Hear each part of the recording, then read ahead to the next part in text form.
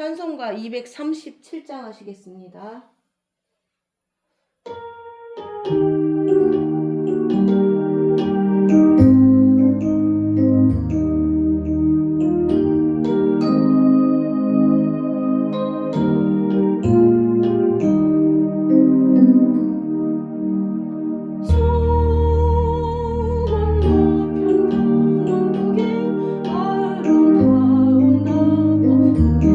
믿는 이만 그곳을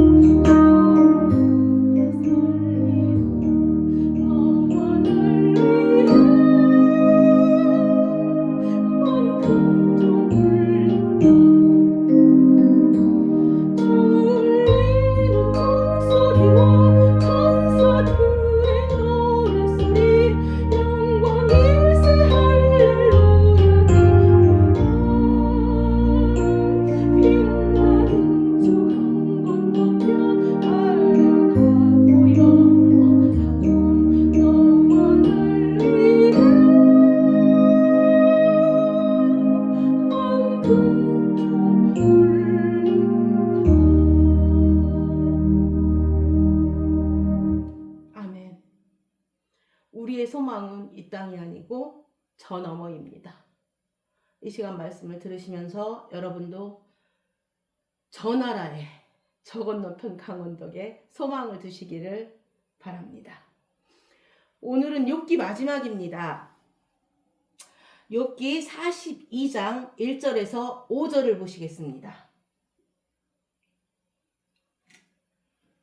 욥이 여호와께 대답하여 이르되 주께서는 못하실 일이 없사오며 무슨 계획이든지 못 이루실 것이 없는 줄 아오니 무지한 말로 이치를 가리는 자가 누구니이까? 나는 깨닫지도 못한 일을 말하였고 스스로 알 수도 없고 헤아리기도 어려운 일을 말하였나이다. 내가 말하겠사오니 주는 들으시고 내가 주께 묻겠사오니 주여 내게 알게 하옵소서. 내가 주께 대하여 귀로 듣기만 하였사오나 이제는 눈으로 주를 배움나이다. 아멘. 이제는 본다고 하는데 본다고 하잖아요. 그러면 전에는 못 본 건가요? 아닙니다. 그게 아니라 전에 보는 것과 지금 보는 그 감각을 사용하는 기관이 달라진 겁니다. 그러니까 눈에 보이는 어떤 육의 세계를 보는 사람이 이제 진리를 보는 사람들이 되었다는 겁니다. 우리 한번 요한복음 보실까요? 요한복음 9장 4절에서 5절입니다. 때가 아직 낮임에 나를 보내신 이의 일을 우리가 하여야 하리라. 밤이 오리니 그때는 아무도 일할 수 없느니라. 내가 세상에 있는 동안에는 세상에 빛이로라. 아멘. 지금 낮에 대한 정의를 말하고 있습니다. 여기서 지금 빛이 있는 게 낮입니다. 그리스도가 빛이라고 하는데 그래서 그리스도가 있는 상태를 영적인 단어로 낮이라고 하는 겁니다. 그리스도 안에 있을 때 그분만이 살리는 일을 할 수 있는 겁니다. 그러니까 낮과 밤을 그렇게 빛이 있는 그리스도가 있는 상태를 낮이라고 하는 겁니다. 그러면 또 밤에 대한 정의를 바로 세워야 할 필요가 있습니다. 여러분, 그림자를 보면 그림자가 아무리 선명해도 그림자는 그림자인 겁니다. 그림자 자체는 내가 없앨래야 없앨 수가 없습니다. 그림자를 만든 실체가 없어지면 없어지는 겁니다. 그럴 때 우리는 그림자를 실체가 아니라 그냥 일종의 그릇이라고 하는 겁니다. 그러니까 원래 그릇에 담겨 있을 때가 완성이 되는 겁니다. 그릇은 담겨 있을 때 의미가 있는 거지 그릇만 있는 거는 큰 의미가 없는 겁니다. 이 그림자는 실체가 아니다라는 뜻으로 성경에서 형상이라는 단어를 씁니다. 그래서 구약에 그 형상이라는 단어를 첼렘이라고 하는데 하나님께서 하나님의 형상으로 우리를 창조했다고 할 때 실제로 창조한 게 아니라 어떤 그릇으로 그림자로 창조했다는 겁니다. 그래서 우리 사람 자체는 실체가 아닙니다. 실체이신 하나님이 그 사람 안에 담길 때 그때야말로 진정한 존재가 된다는 거고 그걸 구원이라고 하는 겁니다. 그러니까 구원은 내가 담겨 있을 곳에 실체가 담겨지는 상태가 구원입니다. 사람이 하나님을 얻는 게 구원입니다. 그래서 하나님께서는 하나님 나라를 구하라고 하는 겁니다. 그의 나라와 그의 의를 구하라. 그리하면 그리스도께서 그를 구하는 자에게 우리는 자꾸 그분을 구하라는 겁니다. 이게 구원에 대한 이야기입니다. 우리가 진짜 구해야 될 것이 무엇인가요? 우리는 그분이 나를 위해서 무엇인가를 해줄 수 있는 걸 구했어요, 여태. 그쵸? 그분이 나를 위해서 이것도 해주고 저것도 해주고 요것도 해주고. 그런데 사실은 나에게 정령 필요한 것은 바로 진정한 실체이신 그분을 구하는 것입니다. 그러니까 사람은 바로 형상으로 창조된 겁니다. 형상의 대조적인 단어가 모양이라는 단어로 이거는 드무트라고 하는데 창세기를 자세히 보면 형상과 모양으로라고 나옵니다. 형상으로 창조하시고 모양으로 만드신다는 겁니다. 창조라는 단어와 만들다라는 단어가 또 다릅니다. 그래서 창조는 그 실체를 만든 것이 아니라 하나님께서 실체를 넣기 위한 그릇을 만드시는 게 창조입니다. 그래서 창조는 만들 필요가 없습니다. 좀 이해가 안 가시죠? 이렇게 실체가 싹 빠지면 그것이 창조되는 겁니다. 그래서 사람은 하나님이 당신을 비우면 사람이 창조되는 겁니다. 그리고 그것은 비우신 그분을 다시 얻을 때 완성되는 겁니다. 그래서 그분께서는 계속 만들어 나가시는 겁니다. 야곱으로 창조했지만 이스라엘로 계속 만들어 나가시는 겁니다. 창조된 곳에, 그림자로 창조된 그곳에 당신을 계속 부어주시는 겁니다. 그래서 그분이 우리 평생 동안 하시는 일은 당신을 집어 넣어주시는 겁니다. 그래서 주님은 당신을 구하라는 겁니다. 내가 그 말씀이다. 내가 말씀이다. 그렇게 말씀하시면서 끊임없이 당신을 우리에게 주시는 겁니다. 우리가 어둠하면 그 어둠이라는 어떤 실체를 생각하는데 그렇지 않다는 겁니다. 어둠은 우리가 여태까지 한 얘기를 이렇게 종합해 보면 어둠은 빛이 떠난 상태를 말하는 겁니다. 진정한 실체는 빛입니다. 하나님만이 진정한 실체입니다. 다른 거는 당신이 그것을 비움으로 생겨난 결과입니다. 빛을 비우시고 빛을 가리우니까 어두움이 창조된 겁니다. 결국 창조는 진정한 실체가 자기 자신을 잠깐 비운 겁니다. 당신을 빼버리고 그 영광이 딱 빠지니까 그 자리에 어두움이 생겨난 결과일 뿐입니다. 어둠이 결과가 아닙니다, 여러분. 빛이 빠진 겁니다. 그럼 간단합니다. 어두운 건 어떻게 해결되겠는가요? 빛이 오면 어둠은 물러가는 겁니다. 어둠이 물러난다고 해서 그 어둠이 해결되는 것이 아닙니다. 빛이 들어오면 되는 겁니다. 우리는 자꾸 어둠아 물러가라, 어둠아 물러가라 하면서 어둠과 싸우는데 그럴 필요 없습니다. 실체를 얻으면 되는 겁니다. 왜 그림자하고 싸우고 있는가요? 그 문제는 그것의 실체이신 빛을 얻는 겁니다. 여러분, 배가 고프면 먹어야 합니다. 허기진 배는 채우면 되는 겁니다. 배고픔을 이 정신적으로 이겨볼 수 있는가요? 조금은 이길 수도 있겠지만 배고픔에 대한 응답은 채우는 거라는 겁니다.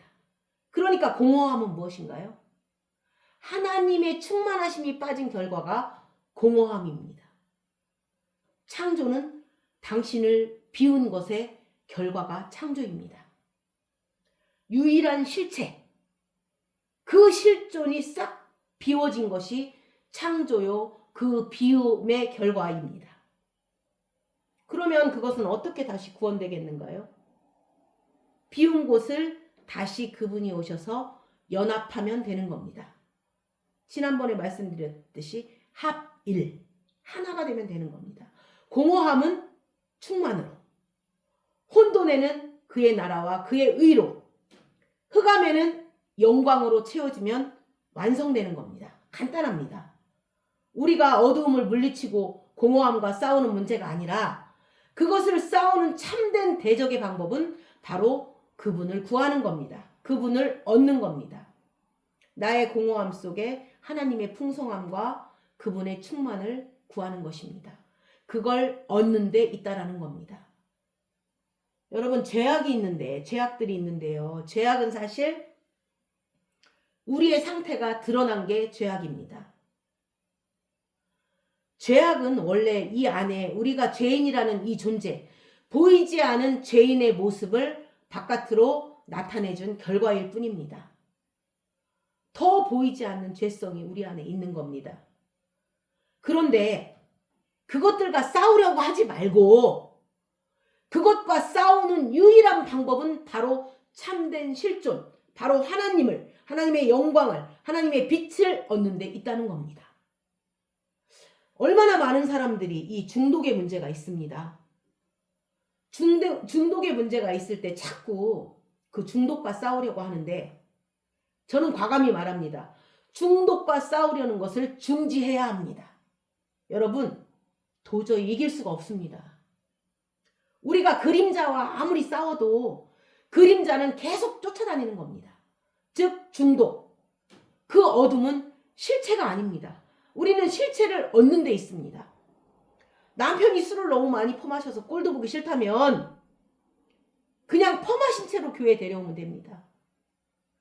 퍼마신 상태에서 주님을 얻든 안 퍼마신 상태에서 주님을 얻든 그리스도를 얻으면 될 거 아닌가요? 우리가 생각하는 것처럼 퍼마시지 않게 되면 문제가 해결되는 건가요?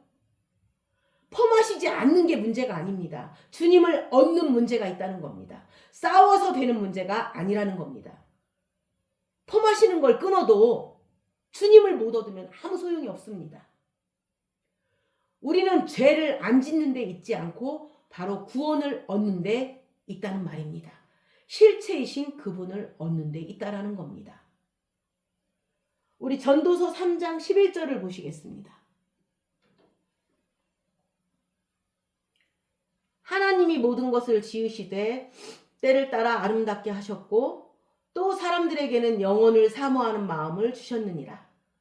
그러나 하나님이 하시는 일의 시종을 사람으로 측량할 수 없게 하셨도다.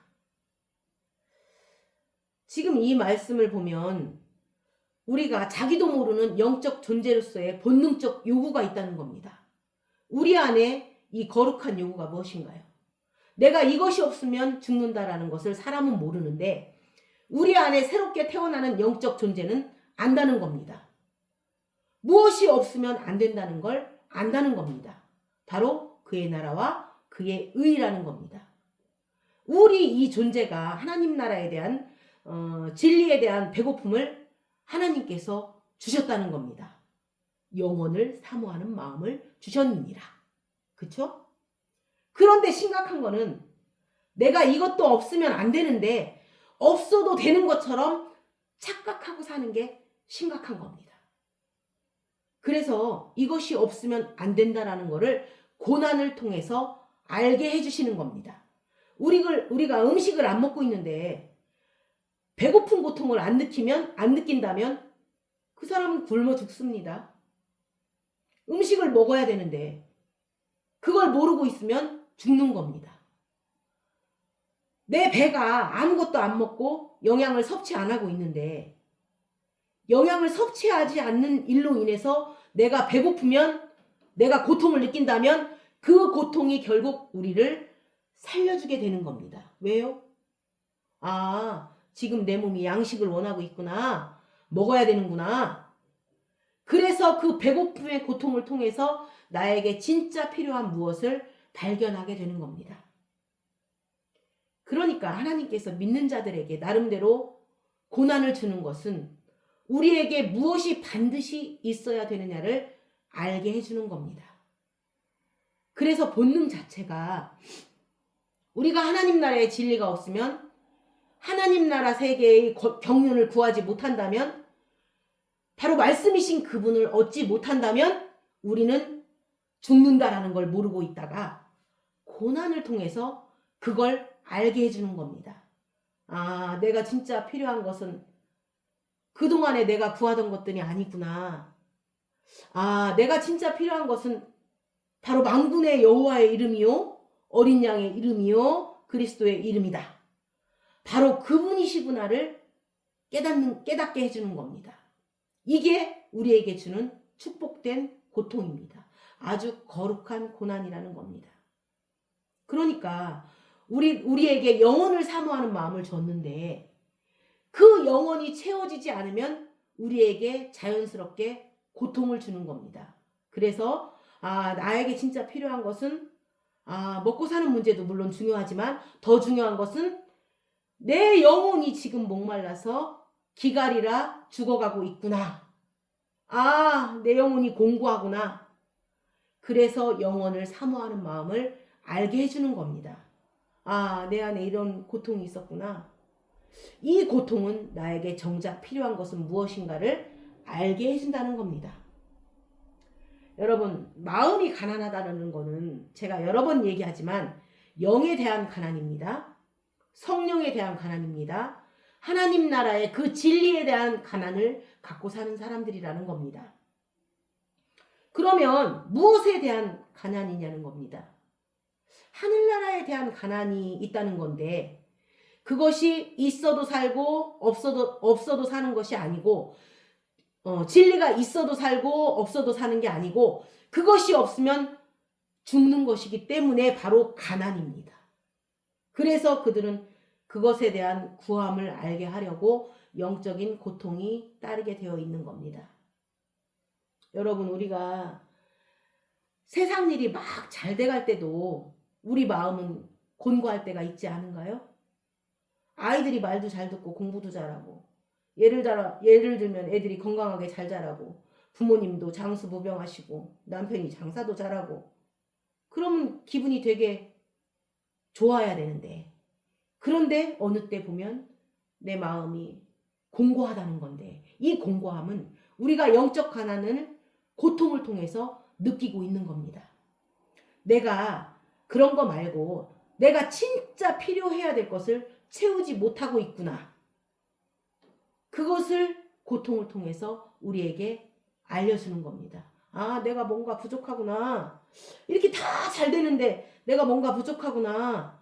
나에게 진짜 필요한 게 따로 있구나. 그걸 느끼게 해준다는 겁니다. 그러면 반대로 세상 일이 막 꼬이는 것 같고 힘들고 어렵고 그러는데 어디서 올라오는 기쁨이 있습니다. 기쁨이 막 올라와요. 아, 자식도 안 되고 남편도 장사도 안 되고 부모님도 병들어서 고생하시고 굉장히 상황은 어려운데 어디서 모르는 기쁨이 숭글숭글 올라와요. 이게 둘 중에 하나입니다. 미친 사람이든가 아니면 영적인 센스가 느껴지는 겁니다. 이 영적인 센스가 무엇인가 하면 평강이 오는 거라는 겁니다. 이게 뭐냐면 나에게 있어서 1차적으로 가장 필요한 것이 채워지고 있다는 것을 우리가 느끼고 있는 겁니다. 아까 말한 영적 본능이 이겁니다. 하나님께서는 이 영혼이 실체이기 때문에 이것을 사모하게 만드는 겁니다. 그림자를 쫓지 말고 실제를 사모하게 만드는 겁니다. 그런데 우리한테 평강이 막 올라온다면 그것을 얻고 있기 때문입니다. 우리는 어둠을 물리치고 하는 문제가 아니라 바로 그 실체, 그 어둠의 실체, 그러니까 사람은 누구를 구할 때 참된 기쁨이 있느냐 하면 바로 우리의 실체는 원래 하나님께서 당신을 비우셨기 때문에 하나님의 형상입니다. 당신의 모습이 싹 빠졌지만 이것은 당신으로 채워줄 때 완성되는 겁니다. 생각해 보세요.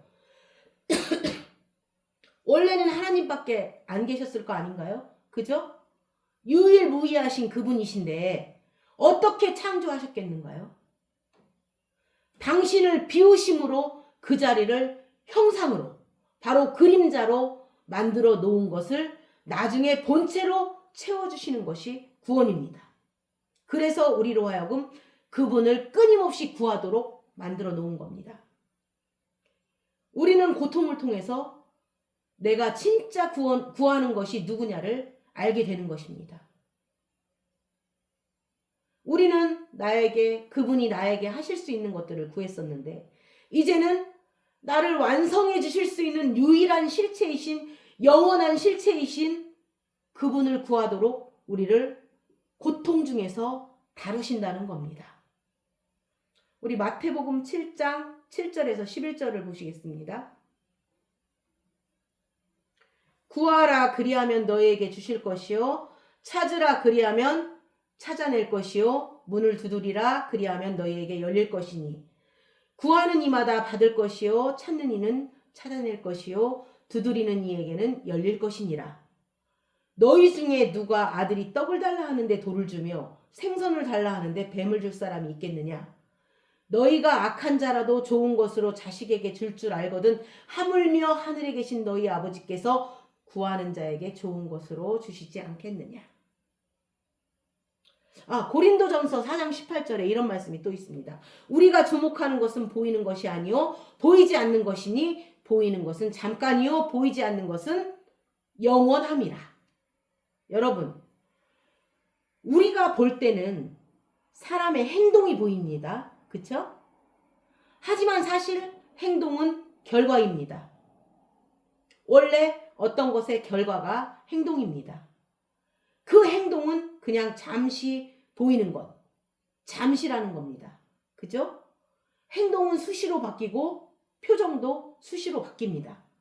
그런데 그 행동을 만들어내는 그 행동의 진정한 실체는 무엇인가요? 마음입니다. 여러분들이 아침에 저를 보고 환한 미소를 짓는다면 저를 환하게 생각하고 있기 때문입니다. 그러니까 보이지 않는 실체는 여러분이 저를 사랑하고 있는 그 마음입니다. 그 마음이 환하게 웃어주는 행동으로 나타난 것뿐입니다. 그런데 그 행동은 그 마음이 바뀔 때마다 수시로 바뀝니다. 어느 날은 재수없게 쳐다보고 있다면 그건 그 마음이 그쪽으로 간 거겠지요? 그러니까 그 보이지 않는 실체가 바로 구원의 대상입니다.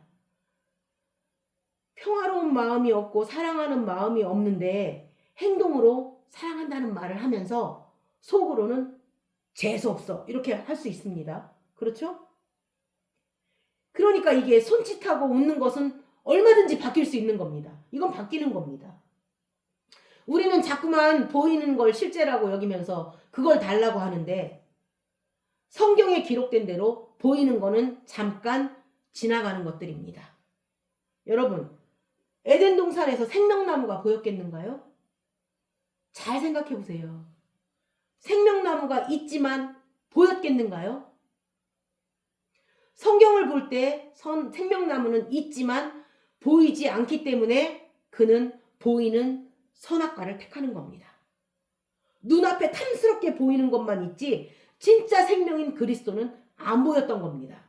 그래서 멸망으로 인도하는 길은 큰 대로가 펼쳐지는데 생명의 길은 어느 길인지도 모르고 협착하고 너무 힘들어 보이고 선택하지도 않게 보이지만 진짜 그곳에 생명이 있었던 겁니다. 그게 실체이기 때문입니다. 진리가 실체이지 바깥에 일어난 현상은 다 지나가는 것입니다. 근데 우리는 그 지나가는 그것과 열심히 싸우는 겁니다. 아닙니다, 여러분. 우리가 자꾸 현상을 고치자고 교회에서 열심히 떠드는데 우리의 현상을 고치자는 거죠. 그런데 그게 아니고 그 안에 실체를 얻는데 구원이 있다는 겁니다.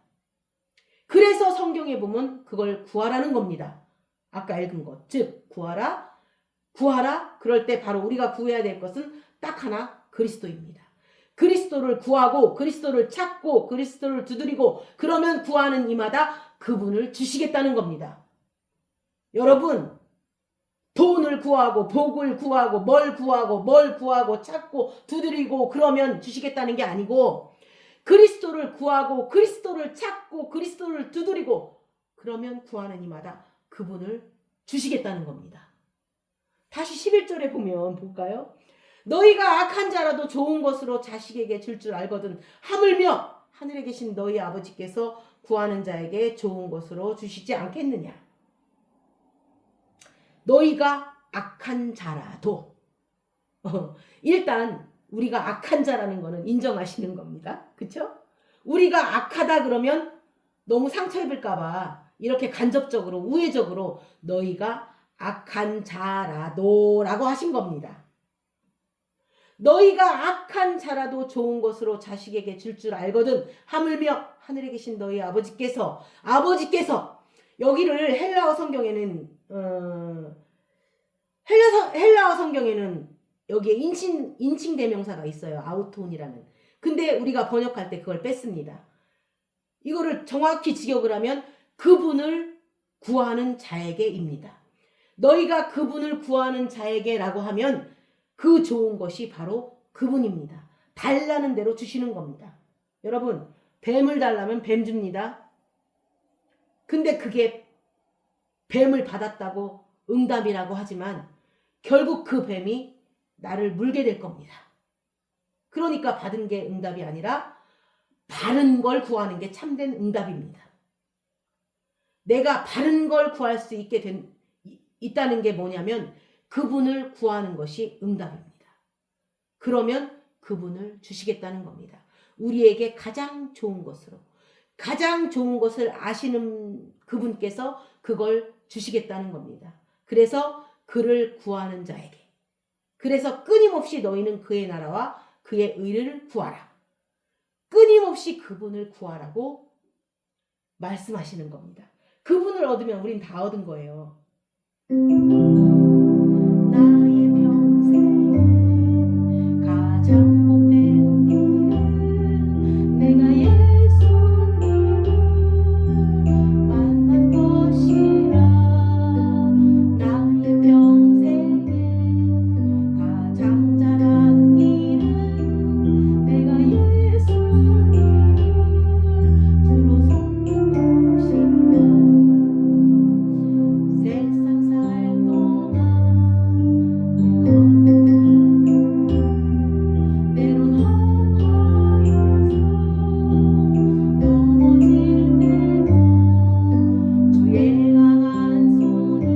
넘어질 때도 주의 강한 손이 나를 붙드시니 나는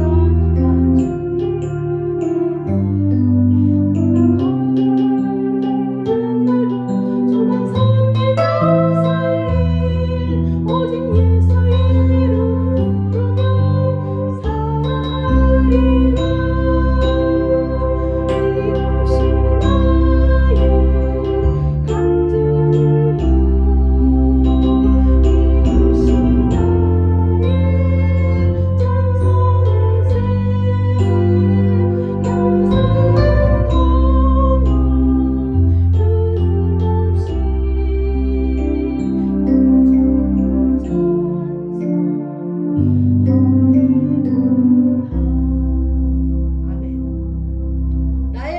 가장 복된 일은 내가 예수님을 만난 것이라.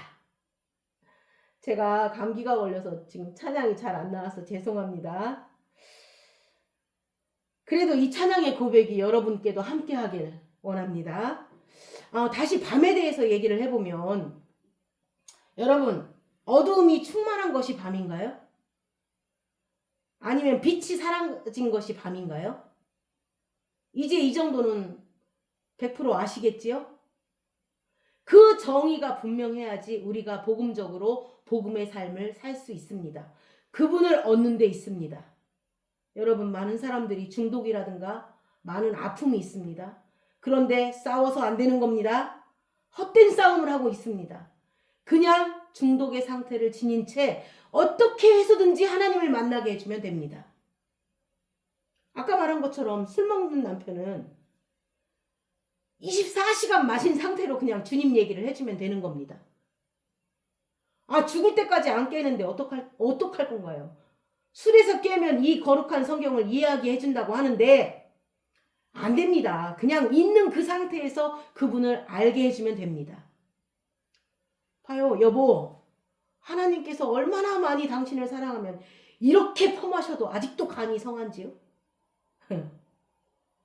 그럼 그 말에 그 사람은 하나님이 내 간을 성하게 해주시는구나. 그 지혜를 주실 겁니다. 만약에 돈을 못 버는 남편이 있다면, 여보, 당신은 얼마나 인간관계가 좋으면 어떻게 여태까지 꼬득꼬득 꽂을 사람이 있는가요? 하나님이 살아계신 거를, 살아계신 하나님을 알려줘야 합니다. 나중에 그분을 얻다 보면 어느새 보니까 그분을 얻는 즐거움이 충만해질 겁니다. 죄에 대하여 죽고 하나님께 대하여 사는 겁니다. 그런데 자꾸 죄에 대해서 죽으려고 하니까 이게 안 되는 겁니다. 자기가 자기 자신에게 못 박을 수 있는 사람은 없습니다. 그거는 하나님께 대하여 살아나면 죄에 대하여 죽는 겁니다. 저절로. 이 방식이 중요한 겁니다. 자꾸 죄에 대해서 죽어서 하나님께 대해서 살아나려고 하지 마시고 하나님께 대하여 살아나면 죄에 대하여 죽는 겁니다. 빛을 얻는 데 있다는 겁니다. 우리가 어떤 일을 계속하고 있는데 자꾸 죄를 짓고 있는데 그 죄에 대해서 포커스하지 말자는 겁니다. 여러분 어떤 분들은 죄를 막 그렇게 하면 안 된다고 가르쳐야 된다고 하는데 사실요 애기들도 본능적으로 죄를 압니다. 죄와 함께 태어나고 죄와 동행하시고 그러니 죄는 안 알려줘도 됩니다. 우리는 죄를 이게 죄다는 걸 알려주는 게 아니고 하나님을 알려줘야 됩니다. 그리스도를 알게 해줘야 됩니다. 그걸 급해요. 무슨 죄다 무슨 죄다 무슨 죄다 이름을 붙이지 않아도 됩니다. 뭐 살인죄다 간음죄다 뭐 무슨 죄다 무슨 죄다. 여러분 죄는 죄입니다. 그냥 하나님이 빠진 사람의 모습 그 인간의 결과가 죄입니다. 그런데 그 부분은 바로 나의 진정한 실체를 얻는데 응답이 있다라는 겁니다. 우리 본문 욥기 42장 5절을 다시 보실까요? 내가 주께 대하여 귀로 듣기만 하였사오나 이제는 눈으로 주를 배움나이다. 욥의 이 마지막 고백이 굉장히 귀한 고백입니다. 내가 주께 대하여 귀로 듣기만 했더니 이제는 눈으로 주를 뵌다는데 이게 너무 귀합니다. 눈물이 나도록 귀합니다. 그런데 그러면 전에는 안 봤다는 건가요? 아까 시작할 때 말씀드렸지만 보는 것이 여러 양상이 있는데 사실 지금 이 욥은 고난을 통해서 보게 된 겁니다. 그쵸? 여러분 야곱이 오랜 고난을 통해서 안 보이던 걸 보게 됐습니다. 전에는 자기 마음대로 봅니다. 보통 죄가 어디서 생겨나나요? 자기 마음이 미혹하는 겁니다.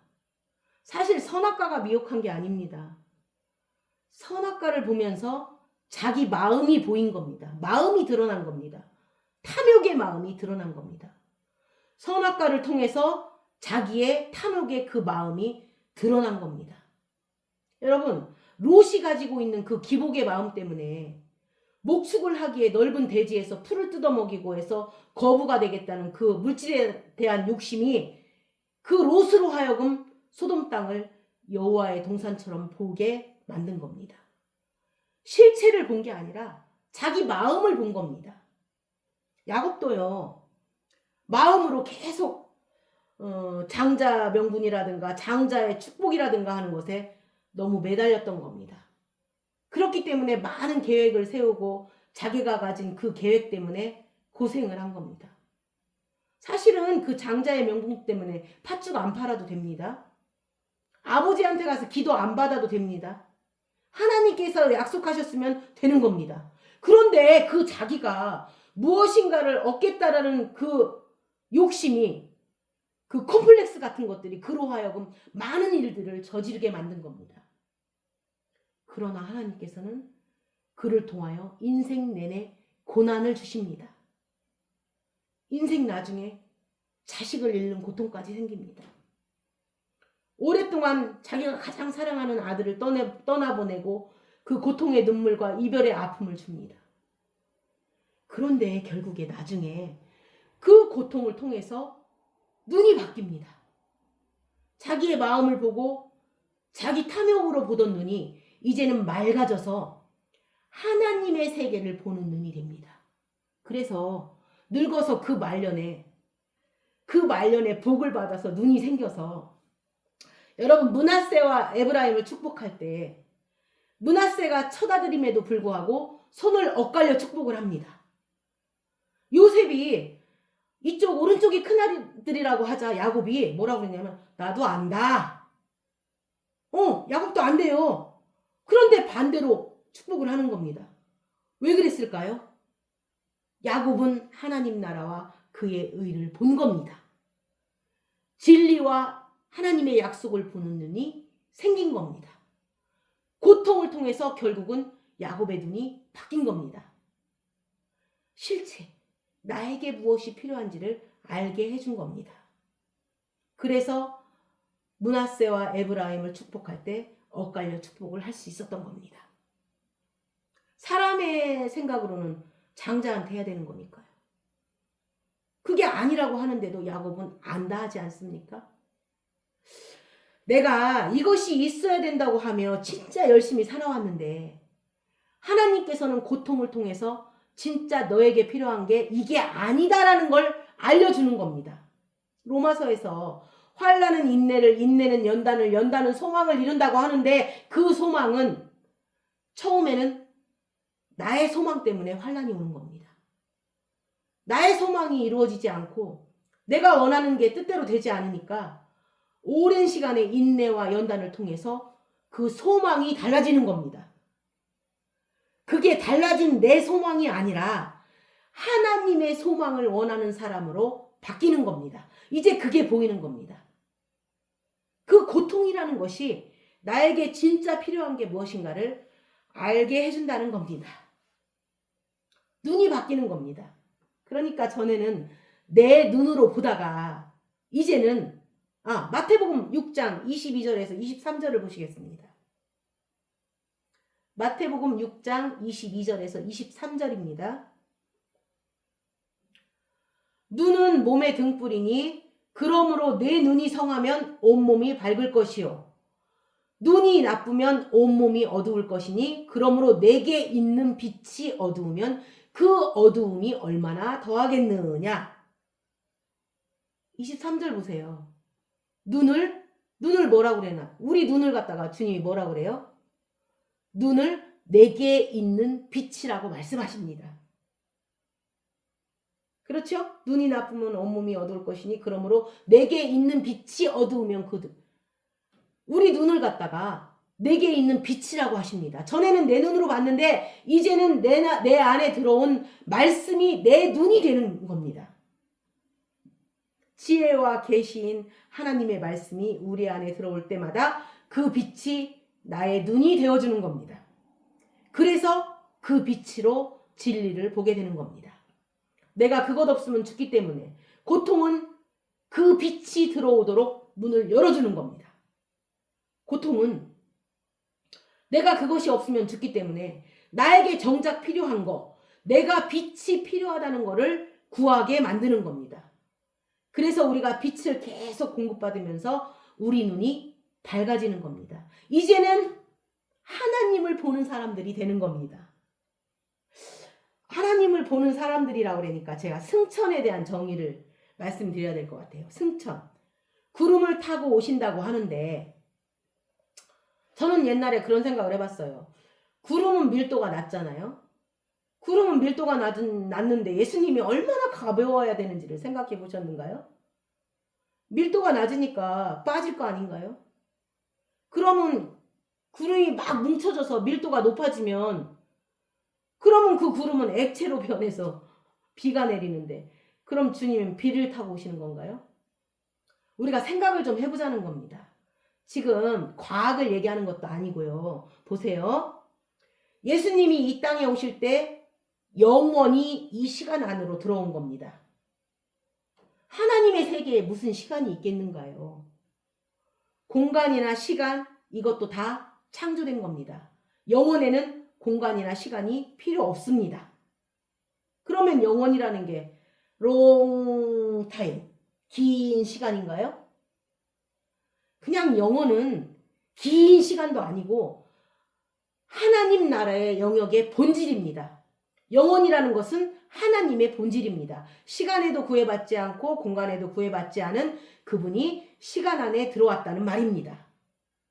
그것은 시공간에 살고 있는 우리에게 영원을 주시기 위함입니다. 그게 바로 성육신입니다. 그러면 승천은 그분이 이 땅에서 이 시간 안에서 일을 마치시고 영원으로 돌아가는 겁니다. 그럼 영원으로 돌아가는 그 일을 사람의 눈으로 보겠는가요? 아니면 영혼의 세계를 보는 눈으로 보겠는가요? 당연하죠. 영혼의 세계를 보는 눈으로 보는 겁니다. 나의 이 육신의 눈으로 보는 게 아니라 바로 그 사실을 볼 수 있는 눈이어야 하는 겁니다. 그래서 성경에 네가 거듭나지 않으면 하나님 나라를 볼 수 없다라고 하는 겁니다. 우리가 늘 보던 눈으로 보는 것이 아니라 바로 이 진리를 보는 눈으로 본 겁니다. 그들의 눈에 구름이었다면 그들의 눈으로 볼 때 구름이 맞는 겁니다. 영혼의 세계, 진리의 세계를 보는 눈으로 보는 구름이 그 구름입니다. 아시겠는가요?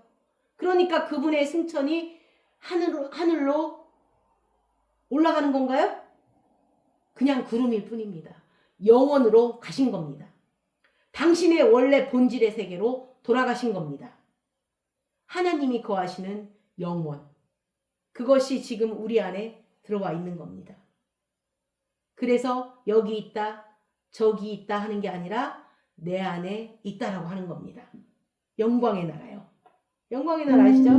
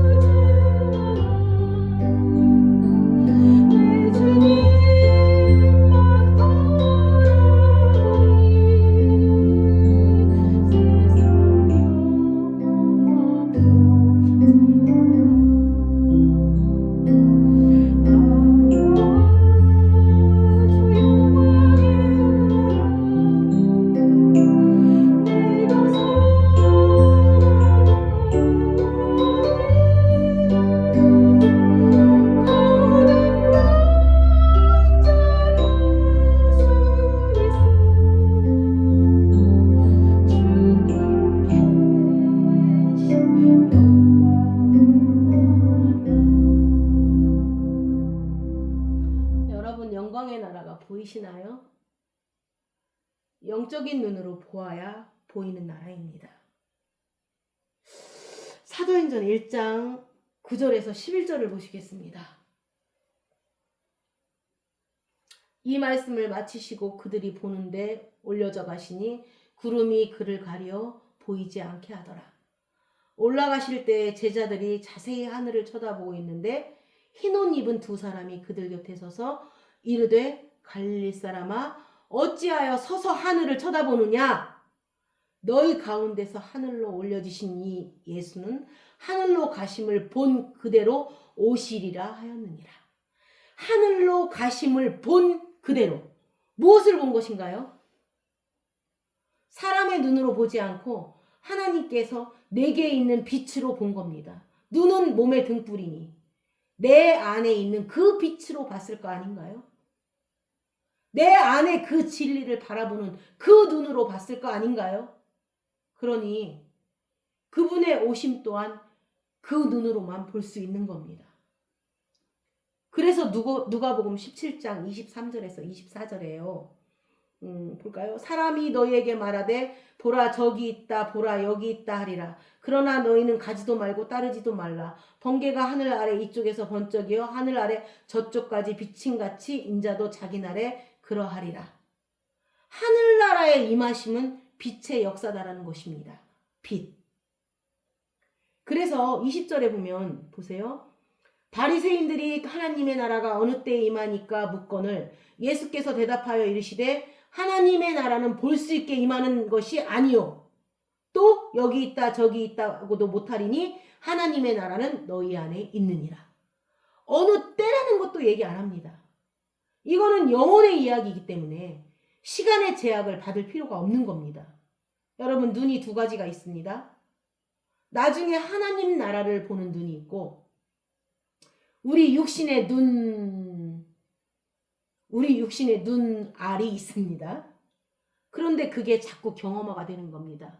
그 눈알로 보는 세계가 아니라 하나님의 세계를 보는 그 거듭난 눈으로 볼 수 있다는 겁니다. 그래서 그 눈으로 볼 수 있게 임하는 게 아니다. 그건 네 안에 있다라고 하시면서 빛의 역사라는 겁니다. 여러분, 세상이 지금 종말이다. 말세다. 그분이 구름 타고 오신다고 징조가 그렇다고 하는데요. 여러분, 2000년 내내 그 징조는 변하지 않았습니다. 그분이 말하는 궁극적인 종말의 의미는 뭐냐 하면 내가 어느 세대를 살든지 우리가 종말 신앙을 가지고 있는 겁니다. 왜냐하면 우리는 새로운 피조물이 되는 거니까요. 옛사람이 옛세계가 무너지고 이제는 내가 새로운 피조물이고 하나님의 나라의 생명을 가지고 사는 사람이기 때문에 우리는 옛것은 지나가고 보라 새것이 되는 문제입니다. 환경의 변화가 아니라 나의 변화입니다. 내 안에서 종말이 이루어지는 겁니다. 우리가 세대주의의 영향을 받아서 무슨 3년 반 대환란이 있고 휴거가 일어나고 하는 그런 엄청난 소설 같은 얘기들을 하는데 문자 그대로 성경을 암호 풀듯이 풀어버렸습니다. 그래서 옛날에 개혁을 한 개혁의 주체들은 이 계시록을 빼자는 얘기까지 했다고 합니다. 왜냐하면 암으로 풀어대니까요. 빨간 말은 그냥 공산주의라고 했다고 합니다. 그때는 공산주의 없었잖아요. 그런데도 그렇게 풀었어요.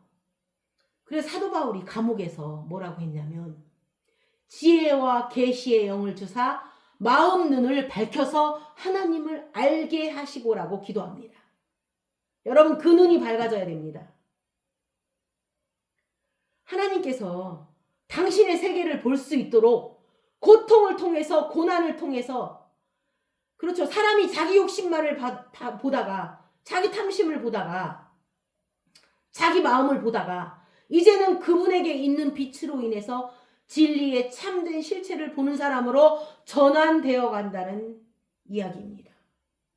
영적인 참된 실체를 보는 사람. 행위는 잠시 지나고 마는 겁니다. 그 행위를 만들어낸 존재가 있는 겁니다. 사람은 죄를 만들지만 하나님은 생명을 계속 만듭니다. 그래서 사랑의 결과를 만드는 겁니다. 하나님의 생명을 구하는 겁니다. 빛의 역사입니다. 마태복음 17장 1, 2절을 보시겠습니다.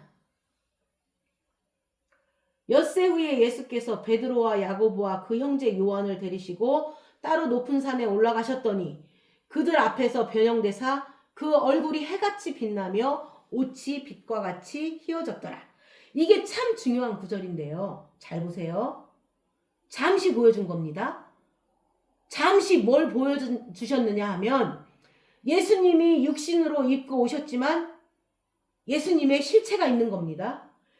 예수님의 실체는 변화된 눈으로 보는 겁니다. 내게 빛을 주사 지혜와 계시의 영을 주사 내 마음 눈이 밝혀 하나님을 볼 수 있고 알 수 있게 해주는 그 눈으로 보는 겁니다. 그 눈으로 볼 때 그분은 영광이었던 겁니다. 예수님이 변한 게 아니라 예수님의 실체를 나의 다른 감각으로 보는 겁니다. 전에는 육신과 육신을 육의 눈으로 봤는데 어느 순간에 바로 이 진리를 보는 눈을 열어준 겁니다. 누가 변한 것인가요? 예수님의 본래 모습을 보는 눈이 생겼던 겁니다. 나중에 그들이 예수님께서 십자가에 돌아가시고 다시 그들 안에 성령으로 오셨을 때 그들의 눈이 밝아져서 바로 이 성경을 쓸 수가 있었던 겁니다. 같이 밥 먹고 같이 동고동락을 하면서도 몰랐던 그 진리의 실체가 보이는 눈으로, 그 몰랐던 그 진리의 실체가 보이는 눈이 생겼던 겁니다. 무엇을 통해서요? 유의 몸을 벗는 혹독한 고통을 통해서. 내게 무엇이 진짜 중요한가? 나에게 필요한 것이 무엇인가를 알게 된 겁니다. 생명의 말씀이라는 것이 없으면 내가 기근이다라는 걸 깨닫게 해주면서 늘 하나님 나라에 대해서 영적으로 심령을 가난하게 만들어서 그것을 구하게 만든 겁니다. 우리가 그 고통 속에서 하나님의 소망을 우리가 구하게 되는 겁니다. 하나님의 소망이 이루어지는 사람이 되어서 이제는 그 진리를 보는 사람으로 하나님께서 우리를 계속 만들어 줬다는 겁니다. 이제 그걸 보게 되니까 여러분, 교회가 무슨 결정을 할 때요, 오히려 손해보는 결정을 하는 겁니다. 여러분들은 교회가 무슨 결정을 할 때 교회가 이익을 보는 것이 하나님의 이익이라고 생각하는데 아닙니다. 뭐 목회자를 잘못 세워갖고 늘 손해보는 결정을 한다고 그러는데 그것도 아닙니다. 우리가 세상 사람들과 똑같이 보다가 어느 날 자꾸만 그 세계가 보이니까 우리가 눈으로 볼 때는 손해보는 결정들을 하게 되는 겁니다.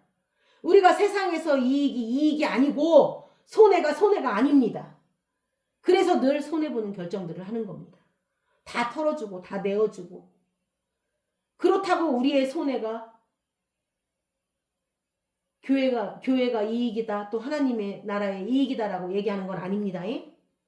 무엇인가 내가 아직 못 본 걸 본 사람들에 의해서 교회가 되어간다면 그 교회는 하나님 나라 안에서 그 어떤 보이지 아니하는 진리 안에서의 풍성함을 누리면서 가는 겁니다. 이 모든 일은 고난을 통해서 오는 겁니다. 우리 교회가 왜 이렇게 어려운 일이 많은가 하면 그건 참 좋은 겁니다. 거기서 우리의 눈이 육적 몸을 자꾸 보는 영적 할례의 사건이 일어나고 있는 겁니다. 자꾸만 가리우던 자기 자신으로부터 해방이 되는 겁니다. 그래서 점점 눈이 밝아져서 그 나라 일들을 즐기면서 동행할 수 있다는 겁니다. 결론적으로 우리 이제 욥기 42장 12절에서 18절을 보겠습니다. 욥기 42장 12절에서 18절입니다. 여호와께서 욥의 말년에 욥에게 처음보다 더 복을 주시니 그가 양만 4천과 낙타 6천과 소 1,000결이와 암나귀 1,000을 두었고 또 아들 7과 딸 3을 두었으며 그가 첫째 딸은 여미마라 이름하였고 둘째 딸은 그시아라 이름하였고 셋째 딸은 게렌 합북이라 이름하였으니 모든 땅에서 욥의 딸들처럼 아리따운 여자가 없었더라. 그들의 아버지가 그들에게 그들의 오라비들처럼 기업을 주었더라. 그러니까요, 욥기를 끝낼 때 욥의 말년에 계속 복을 주었다는데 우리 그 복이 무엇인가를 보자는 겁니다. 그분께서 잃어버린 거를 2배 준 게 복이다. 맞나요? 저는 만약에 잃어버린 거 10,000배를 준다고 해도 내 자식은 돌려놓으라고 할 것 같습니다. 만약에 내가 자식이 한 명이 사라졌는데 10,000명의 새로운 자식이 생겨도 저는 그 자식 내놓으라고 할 겁니다. 그게 복이라고 할 겁니다. 여러분들도 마찬가지고 누구나 그럴 겁니다. 그럼 그게 무슨 복이냐라는 겁니다.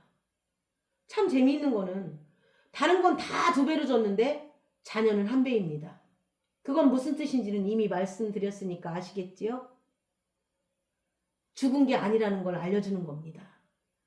그 10명은 하나님께서 지금 키우고 계십니다. 그래서 10명이 죽은 게 아니라는 걸 뜻하는 겁니다.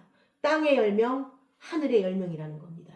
그러니까 이렇게 2배로 줬다라는 게 뭐가 달라지는 거냐면 이 복이라는 것이 무엇인가 하면 성경에서 우리가 하나님께서는 당신을 찾는 이에게 상을 준다는 그 상이 무엇이냐는 겁니다. 여호와께서 아브라함에게 나타나셔서 나는 너의 지극히 높은 방패여 상급이다라고 이야기합니다. 그러면 결국은 복이라는 것은 그분을 얻는 게 복이라는 겁니다. 이 오랫동안의 고통을 통해서 우리는 환경을 바꿔달라고 하는데 우리의 환경은 안 변했습니다. 우리의 환경은 실체가 아니라는 겁니다. 잠시 있다가 지나가는 겁니다. 여러분, 이 세계가 변한다는 것은 환경이 변하면서 변화되는 게 아닙니다. 참된 종말은 우리 안에서 일어나는 겁니다. 우리 안에서, 내 안에서 내가 다른 새로운 피조물이, 새로운 사람, 새로운 피조물이 되는 겁니다. 이 고통 속에서 이 사람이 새로운 피조물이 된 겁니다. 이 고통 속에서 욥이 새로운 피조물이 된 겁니다. 그러면 새로운 사람이 되었으니까 이제는 복에 대한 개념도 달라집니다. 내가 가지고 있는데 있지 않다는 겁니다.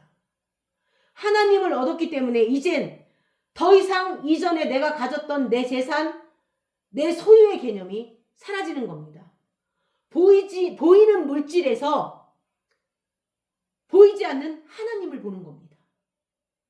보이는 사람 안에서 보이지 아니하는 하나님의 참된 모습을, 하나님의 실체를 얻은 겁니다. 욥은 진짜 그분을 얻은 겁니다. 이제는 더 이상 내가 가지고 있고 없고가 중요한 것이 아니라 늘 내가 누구를 구하고 있느냐, 내가 올바른 것을 구하고 있느냐, 내가 무엇인가 있어야 된다고 생각하는데 나에게 있어야 될 분은 오로지 한 분 그리스도임을 알게 되는 것으로 고통은 막을 내리는 겁니다. 이제는요, 내가 그분을 찾는 자가 되었고 그분을 구하는 자가 된 것입니다. 이제는 내가 뭘 바라봐도 내 마음으로 보지 않고 그분의 눈으로 바라보게 된 겁니다. 환경이 변한 게 아닙니다. 여러분, 이삭은 그대로 있었습니다. 아브라함이 이삭을 모리아산에 데리고 갔을 때 이삭은 전이나 후나 그대로였습니다. 그런데 성경은 이삭을 돌려받았다고 합니다. 그럼 뭐냐?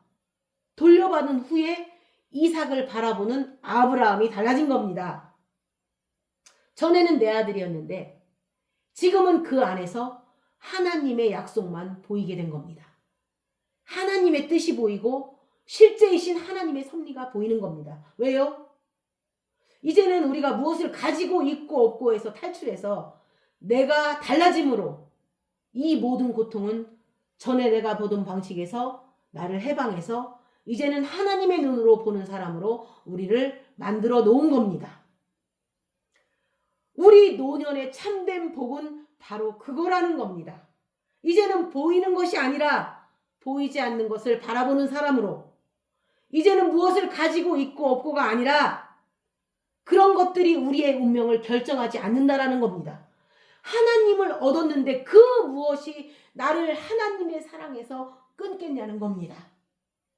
그러니까 이제는 두려워하지 않을 수 있는 겁니다. 너무 두려우니까 무슨 무기를 들고 중무장을 하고 나오지만 골리앗이요, 나는 두려움이 없으니까 만군의 여호와의 이름으로 나갈 수 있다는 겁니다. 사람이 변하는 겁니다. 이 모든 고통은 전에 내가 눈으로 보던 거를 이제는 빛으로 보는 사람이 되는 겁니다. 보이는 것을 보는데 급급하던 사람이 보이지 아니하는 것을 찾는 사람으로 우리를 바꿔주시는 겁니다. 동일한 은혜가 여러분에게도 있으시기를 주님의 이름으로 축원합니다.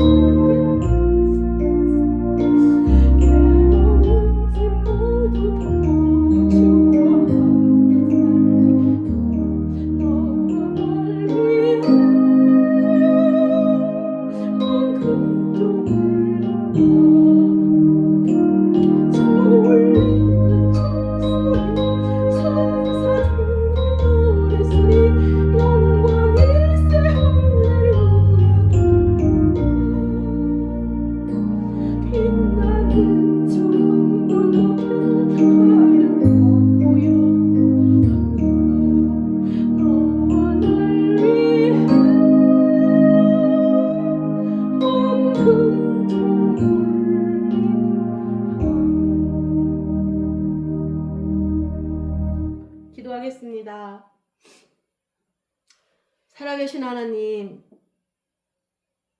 우리가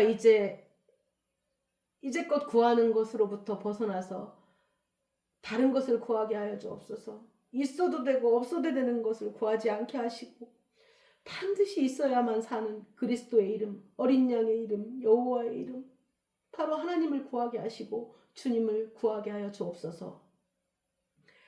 우리의 눈이 진리와 계시형으로 충만하여져서 진리를 보는 눈이 되어서 우리의 환경은 그대로 있었는지 모르지만 나의 생명이 바뀜으로 말미암아 나의 존재가 바뀜으로 말미암아 이제 모든 것을 부활로 돌려받는 축복이 현재 이 고통을 끌어안고 살아가는 모든 영혼들에게 있게 하여 주옵소서.